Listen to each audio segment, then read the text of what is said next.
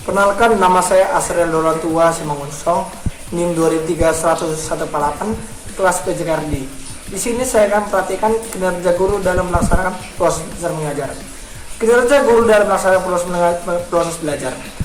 Adapun jurnal yang saya ambil yaitu yang berjudul Menjadi Guru Profesional atau Isu dan Tantangan Masa Depan oleh Zainal Arifin, volume 1 nomor 3 tahun 2013. Mengajar itu adalah seni, karena setiap guru yang mengajar memiliki gaya dan karakteristik sendiri. Karena itu, setiap guru yang mengajar memiliki gaya dan teknik yang berbeda. Begitu juga penampilan, model, cara menyampaikan materi, penggunaan metode media maupun evaluasi. Menjadi guru yang betul-betul guru bukanlah yang pekerjaan yang mudah. Guru itu merupakan suatu profesi yang di dalamnya terdapat seperangkat kompetensi yang harus dikuasai guru. Baik kompetensi profesional, pedagogik, pribadi, kompetensi sosial. Untuk menjadi guru yang berkemampuan dan kepedulian juga tidaklah gampang.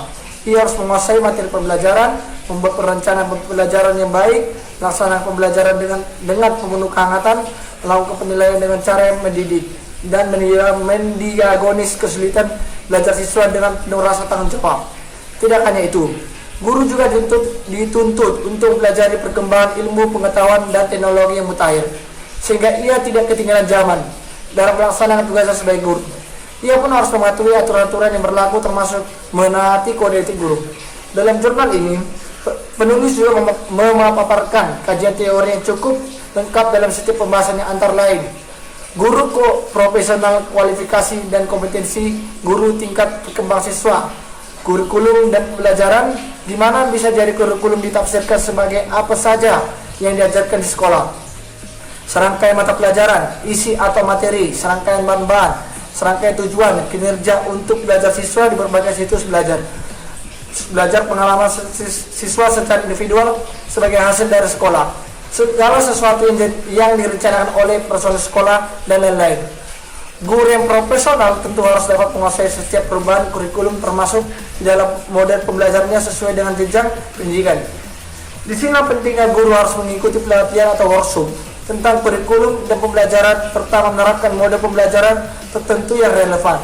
Baik yang banyak model pembelajaran yang dikembangkan oleh para ahli, antara lain model pembelajaran berbasis masalah, model pembelajaran IKER, model pembelajaran proyek, model pembelajaran kooperatif, model pembelajaran berbasis teknologi, informasi, dan lain-lain.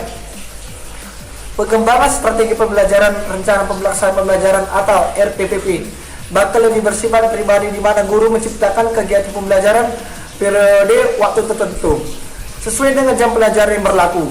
Ia dapat mengoptimalkan belajar siswa untuk mencapai tujuan tertentu, untuk memungkinkan siswa untuk menunjukkan hasil-hasil tertentu.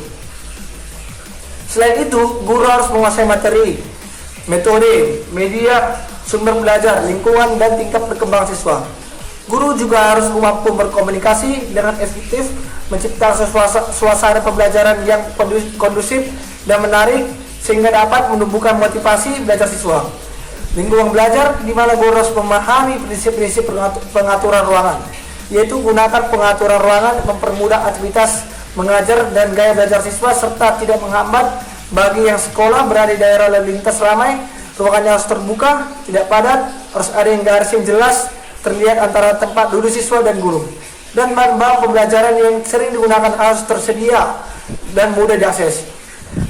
Di samping itu, guru perlu memperhatikan teknik-teknik pengaturan ruangan, faktor-faktor fisik fisiologis ruangan kelas, seperti warna, suara, bising, temperatur udara, tempat duduk, ukuran kelas, dan lingkungan psikologis.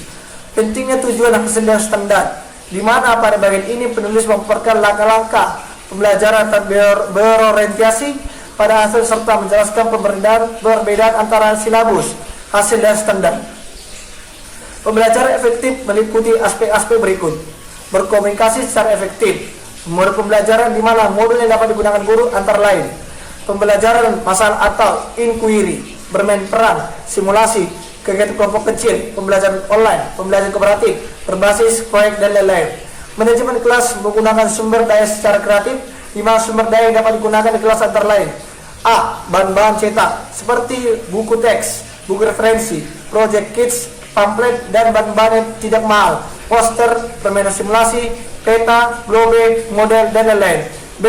Multimedia seperti personal komputer, tablet PCS, PDAS, internet dan www, CD-ROM, DVD, blogs, television, videotape, film radio, slide tapes, dan film strip. C. Sumber-sumber budaya meliputi museum, galeri seni, perpustakaan, arsip, dan lain-lain. D. Dan belajar di mana tentu saja ada beberapa pendekatan spesifik, jasa studi, pengusaha belajar, punyai tugas pokok sebagai evaluasi pembelajaran, menjadi guru sebagai motivator, dan memahami kinerjanya dalam